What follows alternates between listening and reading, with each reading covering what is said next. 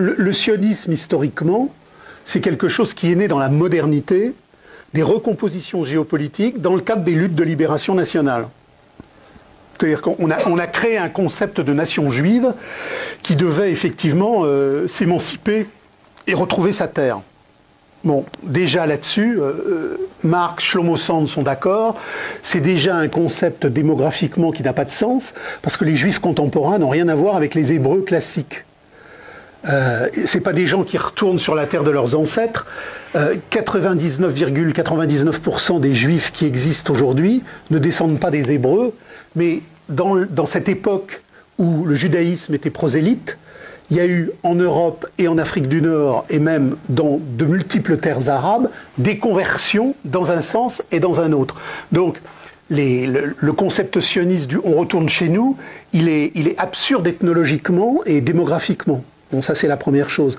Mais la deuxième, c'est que le sionisme n'est qu'un rameau d'interprétation du judaïsme. Et là, je renvoie à Marx sur la question juive, parce que c'est une question effectivement qui est décisive, en se rappelant que la question juive n'est pas une question raciale, parce que les juifs ne sont pas une race. Il n'y a aucun rapport génétique entre un juif de Marrakech et un juif de Vilnius. Il n'y a que quelques sites sionistes fous qui vous proposent l'ADN juif, mais bon, ça c'est mirifiquement aliénatoire, ça n'existe pas, donc il n'y a pas de race juive. Il n'y a pas non plus de réalité juive en tant que telle d'un point de vue religieux, parce que vous avez des tas de juifs qui disent « je suis juif, mais je ne crois pas en Dieu ». Donc c'est un autre concept que Marx a appelé la nationalité chimérique et que Abraham Léon a appelé le peuple classe.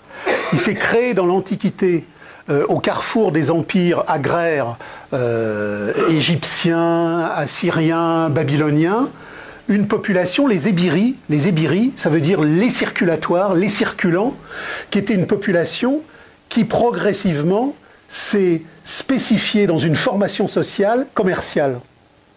Et c'est pour ça, dit Marx, qu'on ne peut comprendre la relation abrahamique, la religion abrahamique comme un contrat commercial.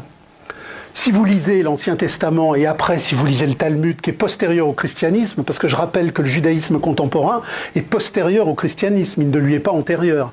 Le judaïsme contemporain s'est constitué après le christianisme.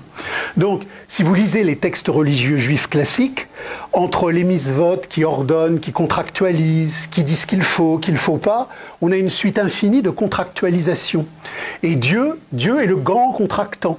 Et Marx dit, c'est une lettre de change entre un peuple classe et une mystification théologique qui représente justement le circulatoire monétaire. Oui, mais lisez la question juive, c'est le texte le plus radical, et ça permet de comprendre que c'est pas du tout un problème de race, c'est pas du tout un problème de religion, c'est réellement un problème d'histoire, d'aliénation et de devenir de l'histoire des forces productives.